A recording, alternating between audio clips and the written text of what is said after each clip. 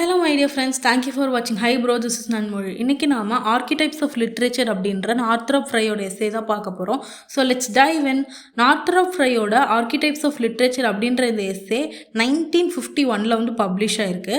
நம்ம Northrop fry வந்து 1912 பிறந்து 1991 இறந்து போயிட்டாரு. இவர் எந்த நாட்டை சேர்ந்த கிரிட்டிக் அண்ட் ரைட்டர் அப்படின்னா கெனடியா. ஸோ கெனடியன் 20th சென்ச்சுரியில் ஃபேமஸான கிரிட்டிக்காக இருந்தவர் தான் நம்ம நார்த்ரப் ஃப்ரை. அவரோட ஃபேமஸான ஒர்க்ஸில் என்னென்ன அப்படின்னா Fearful Symmetry, Anatomy of Criticism and Fables of Identity அப்படின்றது தான் ஃபேமஸான அவருடைய ஒர்க்ஸ். அதுலேயும் முக்கியமாக இந்த ஆர்கிடைப்ஸ் ஆஃப் லிட்ரேச்சர் அப்படின்ற இந்த எஸ்ஸே வந்துட்டு அனாட்டமி ஆஃப் கிரிட்டிசிசம் அப்படின்ற அவருடைய புக்குக்கு வந்து பேசிக் தியரியாக இருந்துச்சு. ஸோ இந்த அனாட்டமி ஆஃப் கிரிட்டிசிசமில் ஆர்கிடைபிள் கிரிட்டிசிசம் அதோடைய பேட்டர்னெல்லாம் வந்து டீட்டெயில்டாக சொல்லியிருப்பார். ஸோ அதோடைய ஒரு முன்னோட்டமாக தான் இந்த எஸ்ஸே பார்க்க போகிறோம். இந்த எஸ்ஸேவை வந்துட்டு ஆர்கிடைபிள் அண்ட் அதோட பேட்டர்ன்ஸ்லாம் பேசுகிறது நம்ம நார்த்ரப் ஃப்ரை ஃபர்ஸ்ட் பர்சன் கிடையாது. ஆர்கிடைபிள் பேட்டர்ன் இன் பொயட்ரி அப்படின்னு சொல்லிட்டு ஏற்கனவே வந்துட்டு மாட் வாட்கின் அப்படின்றவர் வந்துட்டு பேசியிருந்தார். ஸோ அவரை ஃபாலோ பண்ணி தான் நம்ம நார்த்ரப் ஃப்ரை வந்துட்டு இந்த எஸ்ஸே எழுதுவார். ஸோ அவருக்கு கிடைச்ச பாப்புலாரிட்டியை விட நம்ம நார்த்ரப் ஃப்ரைக்கு பாப்புலாரிட்டி வந்துட்டு அதிகமாக இருந்துச்சு. அவருடைய கிரிட்டிசிசமும் நல்லா வளர்ந்துச்சு. ஸோ இப்போ வந்து கான்செப்ட் ஆஃப் ஆர்கிடைபிள் கிரிட்டிசிசம் பார்க்கலாம். ஆர்கிடைபிள் கிரிட்டிசிசம் பார்க்கறதுக்கு மட்டும் வாட் இஸ் ஆர்கிடைப்னு பார்க்கலாம். ஸோ ஆர்கிடைப் அப்படின்ற வார்த்தை வந்துட்டு ஆர்க் அண்ட் டைப்போஸ்னு பிரிக்கலாம். ஆர்க்னா என்ன அர்த்தம் அப்படின்னா கிரீக்கில் பிகினிங்னு அர்த்தம், டைப்போஸ்னா மாடல்னு அர்த்தம். ஸோ ஒரு பிகினிங் மாடலை பற்றி படிக்கிறதா வந்துட்டு ஆர்கிடைப்னு சொல்லுவாங்க. இந்த ஆர்கிடைப் ஆர் பிகினிங் மாடல் அப்படிங்கிறது வந்துட்டு ஒரு ட்ரெண்ட் செட்டர் மாதிரி இருக்கும். ஸோ அந்த மாடலை ஃபாலோ பண்ணி தான் மித்த ரைட்டர்ஸ் எல்லாருமே வந்துட்டு எழுதியிருப்பாங்க. For example Romeo and Juliet character எடுத்துக்கலாம். ஸோ இப்போ வந்துட்டு ஷேக்ஸ்பியர் வந்துட்டு ரோமியோ அண்ட் ஜூலியட் அப்படின்ற ஆர்கிடைப்பிள் கேரக்டர் வந்து கிரியேட் பண்ணனால தான் நிறைய ஆத்தர்ஸோ நிறைய ஒர்க் ஆஃப் ஆர்ட்டில் நம்ம ரோமியோ அண்ட் ஜூலியட் மாதிரியே வந்துட்டு ஒர்க் அந்த இன்ஸ்பிரேஷன்லேயே பார்க்குற லவ் ஸ்டோரியை பார்க்க முடியும். இல்லாட்டி நம்ம பேசுகிறப்ப கூட வந்துட்டு நீ பெரிய என்ன ரோமியோ அண்ட் ஜூலியட் பேரா அப்படின்னு தான் கேட்போம். ஸோ வந்துட்டு அவங்க ஆர்கிடைப்பிள் ஒரு பிகினிங் அண்ட் ட்ரெண்ட் செட்டிங் மாடலாகவே மாறிட்டாங்க. இதுதான் வந்துட்டு ஆர்கிடைப்னு நம்ம சொல்லுவோம். ஒரு பிகினிங் மாடலாக இருக்கும். அதுவே வந்துட்டு ஒரு டெக்ஸ்ட்டில் இந்த மாதிரி ஆர்கிடைப்ஸ் இருக்கா, யார் யார் வந்துட்டு எந்தெந்த ரைட்டர் யார் யாரை ஃபாலோ பண்ணி எழுதியிருக்காங்க அப்படின்னு பார்க்குறதுக்கு பேர் தான் வந்துட்டு ஆர்கிடைப்பிள் அப்ரோச்னு சொல்லிட்டு லிட்ரேச்சரில் சொல்லுவாங்க.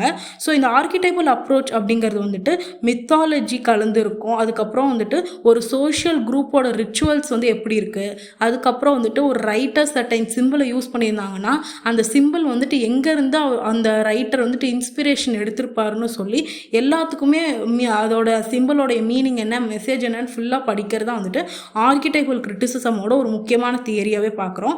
எக்ஸாம்பிள்ஸ் பார்க்கலாம். ஃபர்ஸ்ட் எக்ஸாம்பிள் என்ன அப்படின்னா characters, heroes and wise men. Second example வந்துட்டு themes, death and rebirth. Third வந்துட்டு symbol, water and light.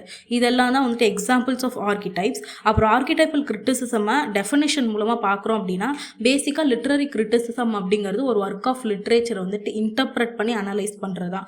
Criticism வந்துட்டு மீனிங்ஃபுல் கிரிட்டிசிசமாகவும் இருக்கலாம், மீனிங்லெஸ் கிரிட்டிசிசமாகவும் இருக்கலாம்.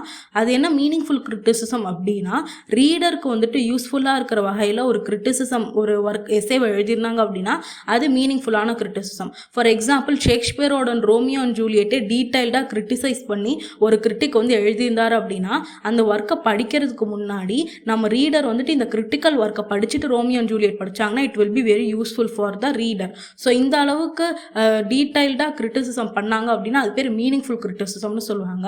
ஸோ ஆர்கிடைபிள் கிரிட்டிசிசம் அப்படிங்கிறது மீனிங்ஃபுல் கிரிட்டிசிசம்னு சொல்கிறாங்க. பிகாஸ் ஏன் அப்படின்னா ஆர்கிடைபிள் கிரிட்டிசிசம் அப்படிங்கிறது வந்துட்டு ஒரு டெக்ஸ்ட்டை வந்துட்டு இன்டர்பிரட் பண்ணும்போது டீட்டெயில்டாக இன்டர்பிரட் பண்ணுது. முக்கியமாக வந்துட்டு அதில் ஆர்கிடைப் இருக்கான்னு தான் பார்ப்பாங்க. எந்தெந்த சோர்ஸ்லேருந்து எடுத்து எழுதியிருக்காங்க, என்னென்ன வகையான மித்ஸ் எல்லாம் வருது அப்படின்னு சொல்லி பார்ப்பாங்க. ரிப்பீட்டடாக வர மித்ஸ் பார்ப்பாங்க, சிம்பிள்ஸ் பார்ப்பாங்க, இமேஜஸ் பார்ப்பாங்க, கேரக்டர்ஸ் பார்ப்பாங்க. ஸோ இந்த வகையான மித்ஸ் அண்ட் சிம்பிள்ஸ் இமேஜஸ்லாம் வேறு என்னென்ன ஒர்க்லலாம் யூஸ் பண்ணியிருக்காங்கன்னு பார்ப்பாங்க. மோஸ்ட்லி ஆர்கிடைபிள் கிரிட்டிசிசமில் ஹிஸ்டாரிக்கல் பேக்ரவுண்ட் ப்ளஸ் ஒரு டெக்ஸ்ட்டை வந்துட்டு ஃபுல்லாக அனலைஸ் பண்ணால் மட்டும்தான் நம்மளால் ஆர்கிடைபிள் கிரிட்டிசிசமாக முழுமையாக புரிஞ்சுக்க முடியும். ஸோ ஒரு பீப்புளோடைய ஃபிலாசபி அண்ட் ஹிஸ்ட்ரியை படிக்கிறது ரொம்ப இம்பார்ட்டண்ட். ஹென்ஸ் ஆர்கிடைபிள் கிரிட்டிசிசம் வந்து மீனிங்ஃபுல் கிரிட்டிசிசம்னு வந்துட்டு ஃப்ரை வந்து டிக்ளேர் பண்ணுறாரு.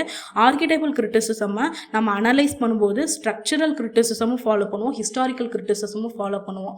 இந்த நியூ கிரிட்டிக்கல் தியரியை பொறுத்தவரையும் மாடர்னில் வந்துட்டு மோஸ்ட்லி டெக்ஸ்ட்டை மட்டும்தான் ஃபாலோ பண்ணுவாங்க. ஆனால் வந்து ஆர்கிடைபிள் கிரிட்டிசிசமில் டெக்ஸ்ட்டையும் ஃபாலோ பண்ணுவாங்க. ஸ்ட்ரக்சரல் கிரிட்டிசிசம் பொறுத்தவரையும் டெக்ஸ்ட் தான் இம்பார்ட்டன்ட் இம்பார்ட்டன்ட்னு சொல்லி பேசுவாங்க. ஸோ டெக்ஸ்ட் மட்டும்தான் இம்பார்ட்டன்ட்னு சொல்லிட்டு ஆர்கிடைபிள் கிரிட்டிசிசமில் சொல்லலை. ஆர்கிடைபிள் கிரிட்டிசிசமில் டெக்ஸ்ட்டும் இம்பார்ட்டண்ட்டு, அதே மாதிரி ஆத்தருடைய பேக்ரவுண்டும் இம்பார்ட்டண்ட்டு. ரெண்டுத்தையும் ஃபியூஸ் பண்ணி தான் ஒரு கிரிட்டிசிசம் வந்துட்டு உருவாக்க முடியும் அப்படின்னு சொல்லி சொல்கிறாங்க. ஸோ அந்த மாதிரியான அனாலிசிஸ் தான் வந்துட்டு இந்த இதில் பண்ணக்கூடியது. ஆத்தருடைய பேக்ரவுண்டையும் வந்துட்டு செக் பண்ணுவாங்க. அதே மாதிரி டெக்ஸ்ட்டில் வந்துட்டு என்னென்ன இம்பார்ட்டண்ட் இருக்குது அப்படின்னு வந்து இதில் வந்து பார்ப்பாங்க. ஸோ இது ரெண்டுத்தையும் ஃபியூஸ் பண்ணுறதுனால இந்த கிரிட்டிசிசம், இந்த ஒர்க்கு வந்துட்டு டீட்டெயில்டான கிரிட்டிசிசமாக இருக்குது. ஃபர்ஸ்ட் வந்துட்டு ஸ்ட்ரக்சரலிசம் பார்த்தோம் அப்படின்னா only focuses only on analysis of a text.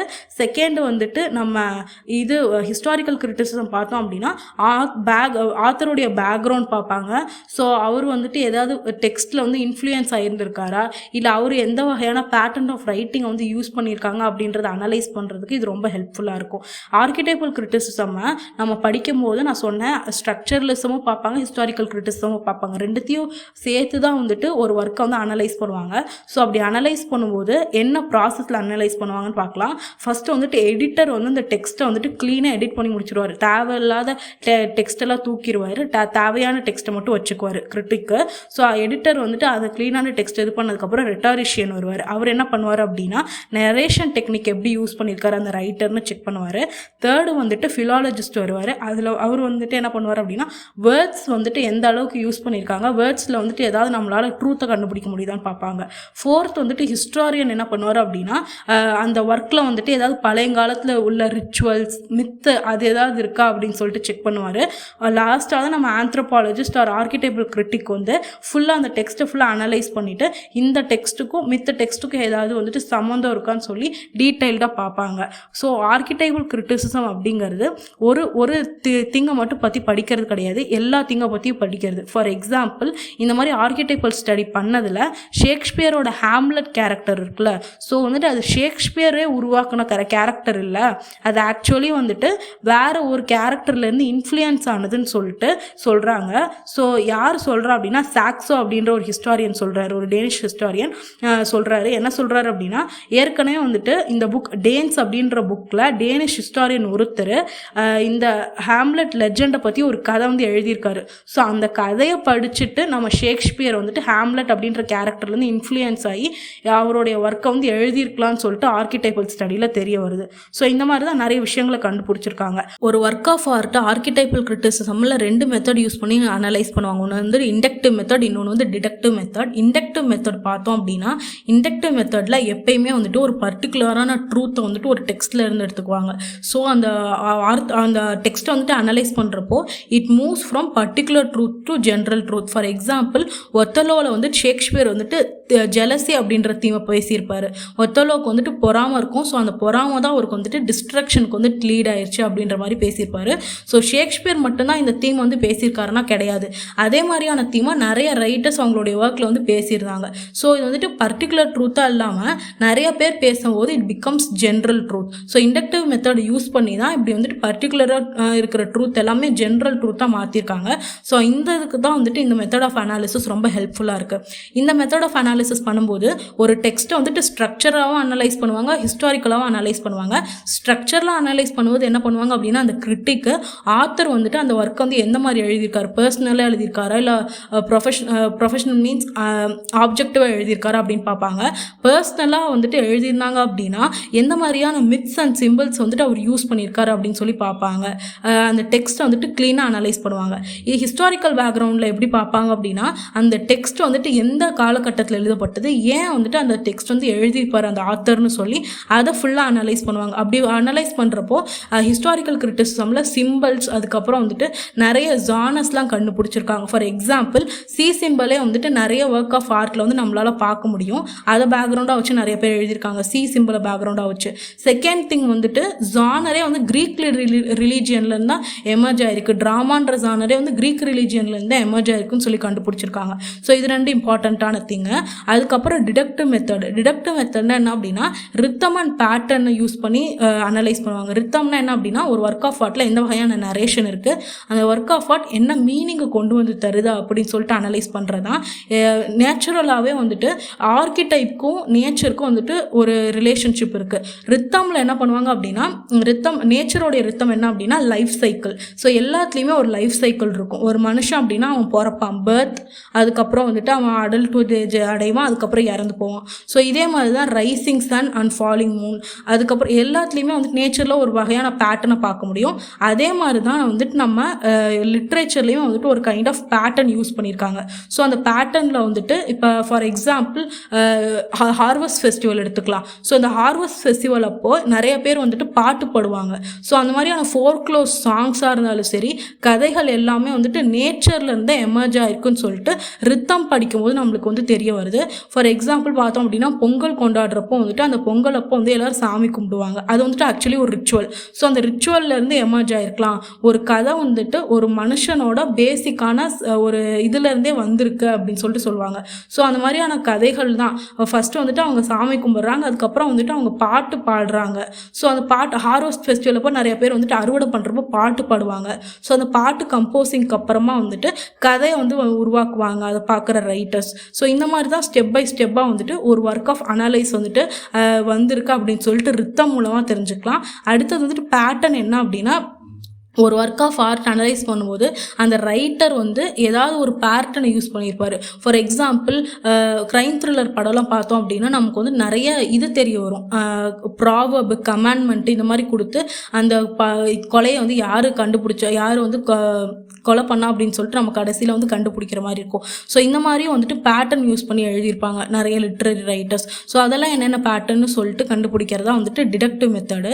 So இப்படி நேச்சுரல் பேட்டர்ன்ஸை இது பண்ணியும் ஹியூமன் ரிச்சுவல்ஸு, ஹார்வெஸ்ட் சாங்ஸு இதை கம்பேர் பண்ணி என்ன பண்ணுறாங்க அப்படின்னா நம்ம 4 ஜானர்ஸ் ஆஃப் லிட்ரேச்சர் இருக்குல்ல, என்னென்ன அப்படின்னா comedy, romance, tragedy and satire. So இந்த 4 ஜானரையும் 4 சீசன்ஸோட கம்பேர் பண்ணுறாங்க. ஸோ ட்ராமா வந்துட்டு சீசன்ஸோட கம்பேர் பண்ணுறாங்க. ஸோ அப்போ வந்து ட்ராமா வந்துட்டு 2 ஜானராக பிரிக்குது. ஒன்று காமிக் அண்ட் ட்ராஜிக். காமிக்கு கீழே என்ன வருது அப்படின்னா காமெடி, ரொமான்ஸு, ட்ராஜிக் கீழே ட்ராஜடி அண்ட் ரொமான்ஸ் வருது. ஸோ சீசன்ஸோட கம்பேர் பண்ணும்போது காமெடி வந்து ஸ்ப்ரிங் சீசனுக்கும், ரொமான்ஸ் வந்துட்டு சம்மர் சீசனுக்கும், ட்ராஜடி வந்துட்டு ஆட்டம் சீசனுக்கும், சட்டையரை வந்துட்டு வின்டர் சீசனுக்கும் கம்பேர் பண்ணுறாங்க. ஸோ ஃப்ரை வந்துட்டு இந்த மாதிரி தான் வந்துட்டு சீசன்ஸோட கம்பேர் பண்ணி லிட்ரேச்சர் வந்து ஜானர்ஸ் வந்து பிரிச்சிருக்காரு. ஸோ எப்படி வந்துட்டு அப்படி பிரிச்சிருக்காரு அப்படிங்கிறது டீட்டெயில்டாக பார்க்கலாம். ஸோ காமெடி எப்பயுமே வந்துட்டு ஒரு ஹீரோவோட பர்த்தை பற்றி சொல்லும். ஸோ அவர் வந்துட்டு எந்த அளவுக்கு வாழ்றாரு அப்படிங்கிறது வந்துட்டு டீட்டெயில்டாக சொல்கிற மாதிரி இருக்கும் காமெடியோட கதைகள் எல்லாமே. ஸோ ஸ்ப்ரிங் சீசனும் வந்துட்டு பர்த்துக்கான ஒரு இதுதான். அதில் வந்துட்டு வின்டர் வந்து மறைஞ்சு போகும், ஸ்ப்ரிங் வந்துட்டு எமர்ஜ் ஆகிற மாதிரி இருக்கும். ஸோ அந்த டைமிங்கில் தான் வந்துட்டு இது பண்ணுறதுனால இந்த சீசனை வந்து காமெடியோட கம்பேர் பண்ணியிருக்காரு ஃப்ரை. அடுத்து வந்துட்டு ட்ராஜடினா என்ன அப்படின்னா அந்த கடைசியில் வந்துட்டு நம்ம ஹீரோ வந்து இறந்து போயிடுவார். ஸோ ஆட்டமும் வந்துட்டு அந்த சீசனல் கேலண்டரில் டையிங் ஸ்டேஜில் இருக்கனால ஸோ இந்த சீசன் இதோட கம்பேர் பண்ணியிருக்காங்க. அடுத்து வந்து சட்டையர். ஸோ வின்டர் சீசன் தான் இருக்கிறதுலே வந்துட்டு ரொம்ப ஒரு சோம்பேறித்தனமான season, lack of productivity. So சட்டையருமே வந்துட்டு ஒருத்தவங்க வந்துட்டு ரிடிக்கல் பண்ணுறதுனால இதை வந்துட்டு இதோட கம்பேர் பண்ணியிருக்காங்க. அடுத்து வந்துட்டு romance or summer. So romance or சம்மரில் பார்க்கும்போது ரொமான்ஸ் அப்படிங்கிறது வந்துட்டு ஒரு ஹீரோ அண்ட் ஹீரோயினோட லவ் வந்துட்டு கடைசியில் மேரேஜில் வந்துட்டு எண்ட் ஆகும் அப்படிங்கன்னு பார்க்கும்போது அது வந்து சம்மரோட ஜானரோட கம்பேர் பண்ணியிருக்காங்க. பிகாஸ் ரொமான்ஸ் அப்படின்ற ஜானரில் வந்துட்டு எல்லாமே சந்தோஷமாக இருக்கும். சம்மர் சீசனும் வந்துட்டு அந்த அளவுக்கு கல்மினேஷன் ஆஃப் லைஃபோடு இருக்கனால it is compared to this. So இதை பேஸ் பண்ணி 5 spheres of comic and tragic விஷயம் எடுத்திருக்காங்க. ஸோ நேச்சர்லாவே வந்துட்டு லிட்ரேச்சர் அப்படிங்கிறது ரிஃப்ளெக்ஷன் ஆஃப் நேச்சர் தானே. ஸோ அப்போ வந்துட்டு பார்க்கும்போது ரிஃப்ளெக்ஷன் ஆஃப் நேச்சர்னு பார்க்கும்போது முக்கியமாக வந்துட்டு 5 ஸ்பியரால் தான் வந்துட்டு இந்த எர்த் வந்து மேடாயிருக்கு. ஒன்று வந்து ஹியூமன் வேர்ல்டு, இன்னொன்று animal world, vegetation, mineral, water. So இந்த 5 இல்லாமல் வந்துட்டு உலகம் வந்து இயங்காது. ஸோ இந்த 5 வந்துட்டு லிட்ரேச்சரோட கம்பேர் பண்ணும்போது அதே மாதிரி நம்ம ஏற்கனவே பார்த்தோம்ல காமிக் அண்ட் ட்ராஜிக். ஸோ அந்த காமிக் அண்ட் ட்ராஜிக்லேயே வந்துட்டு இந்த 5 ஸ்பியர்ஸை பிரிச்சிருக்காங்க. ஹியூமன் வேர்ல்டை பார்க்கும்போது காமெடியில் கம்யூனிட்டி, ஃப்ரெண்ட்ஷிப் அண்ட் லவ் வந்து பேசியிருப்பாங்க. அதுவே ட்ராஜடியில் வந்துட்டு டைரனி, ஐசோலேஷன் அண்ட் பிட்ரேயலை வந்து பேசியிருப்பாங்க ஒரு ஒர்க் ஆஃப் ஆர்ட்டில். அடுத்தது அனிமல் வேர்ல்டு. ஸோ அனிமல் வேர்ல்டில் காமெடியாக பேசணும் அப்படின்னா ரொம்ப ஜென்டில் பேஸ்டோரலான தீம்ஸ் தான் பேசுவாங்க. ஃபார் எக்ஸாம்பிள் காமெடியில் மோஸ்ட்லி வந்துட்டு ஷீப்பு இல்லை அந்த மாதிரியான அனிமல்ஸ் தான் யூஸ் பண்ணுவாங்க. நரி அந்த மாதிரியாலும் யூஸ் பண்ண மாட்டாங்க. ட்ராஜடியில் வைல்ட் அண்ட் ப்ரெடேட்ரி பீஸ்ட். ஸோ இந்த மாதிரியான தீம்ஸுக்கு வந்துட்டு அனிமல் வேர்ல்டில் இந்த மாதிரியான தீம்ஸ், வைல்டு தீம்ஸ் வந்து பேசணும் அப்படின்னா அப்போ வந்துட்டு எந்த அனிமல்ஸ் யூஸ் பண்ணுவாங்க அப்படின்னா நம்ம கிட்ட இருக்கிற நரி, அதுக்கப்புறம் புலி, இந்த மாதிரியான அனிமல்ஸ் வந்து யூஸ் பண்ணுவாங்க. அப்புறம் வெஜிடேஷன் பார்க்குறோம் அப்படின்னா ஒரு ஒர்க் ஆஃப் ஆர்ட்டில் வந்துட்டு காமெடியாக பேசணும் அப்படின்னா அந்த ஒர்க் ஆஃப் அந்த பேக்ரவுண்ட் வந்து எங்கே செட் ஆகும் அப்படின்னா காமிக் ரீஜனில் வந்து செட் ஆகிற மாதிரி வச்சுருப்பாங்க. கார்டனு, பார்க்கு, ஸோ அந்த மாதிரியான செட்டிங்கில் தான் வந்துட்டு ஒர்க் எழுதுவாங்க. அதே ட்ராஜடியாக ஒரு ஒர்க்கை எழுதணும் அப்படின்னா வெஜிடேஷனில் பார்க்கும்போது வைல்டு ஃபாரஸ்ட், பேரன் லேண்ட்ஸ் தான் வந்து சிம்பிள்ஸாக யூஸ் பண்ணுவாங்க. ஃபோர்த் ஒன் என்ன அப்படின்னா மினரல்ஸ். ஸோ மினரல்ஸ் வந்துட்டு காமிக்காக பார்க்கும்போது ப்ரீஷியஸ் ஸ்டோன்ஸ், அப்புறம் வந்து டெம்பிள்ஸு, சிட்டிஸ்லாம் சொல்லுவாங்க. ட்ராஜடிப்பில் பார்க்கும்போது டெசர்ட்ஸு, அதுக்கப்புறம் வந்துட்டு ரியூன்ஸு, ராக்ஸ் எல்லாம் சொல்லுவாங்க. ஸோ நம்ம வந்து ட்ராஜடி மோஸ்ட்லி பார்த்தோம் அப்படின்னா டெசர்ட்டை வந்துட்டு நடக்கிற மாதிரி ஒரு மாதிரி ட்ரையாக காமிப்பாங்க. அந்த இதை வந்துட்டு காமிக்கிறதுனால வந்துட்டு இதை வந்து சிம்பிளாக யூஸ் பண்ணியிருக்காங்க. அடுத்தது வந்து வாட்டர் யூஸ் பண்ணி பிரிக்கும் போது வாட்டரில் காமிக்கில் வந்துட்டு ரிவர்ஸ் அண்ட் லேக்ஸில் வந்து ஓடுற மாதிரி காமிப்பாங்க. ட்ராஜடியில் ஃப்ளட்ஸ் வர மாதிரி காமிப்பாங்க. ஸோ இதுதான் வந்துட்டு சிம்பிள்ஸும் அதுக்கப்புறம் தீம்ஸுமே வந்துட்டு காமெடிக் அண்ட் ட்ராஜடிக்கு வந்து நேச்சரில் எப்படி வந்துட்டு இது பண்ணி எழுதியிருக்காங்க அப்படிங்கிறத சொல்லியிருந்திருக்காங்க. இதுலேயே வந்துட்டு ஒரு எக்ஸப்ஷன் இருக்குது. என்ன அப்படின்னா காமெடி அண்ட் ட்ராஜடி இல்லாமல் ரெண்டுத்துக்கும் நடுவில் ட்ராஜிக் காமெடின்னு ஒன்று இருக்கும். ஸோ அங்கே வரும்போது என்ன வகையான இது யூஸ் பண்ணியிருப்பாங்க, சிம்பிள்ஸில் யூஸ் பண்ணியிருப்பாங்க அப்படின்னா ஐலாண்டு மாதிரியான சிம்பிள்ஸில் யூஸ் பண்ணியிருப்பாங்க. ஃபார் எக்ஸாம்பிள் பாஸ்பரோவோட டெம்பஸ்டில் வர ஐலாண்டு. ஸோ இதுதான் வந்துட்டு archetypes of literature. I hope you like this video. Please share it with your friends and subscribe to Hybro. Bye.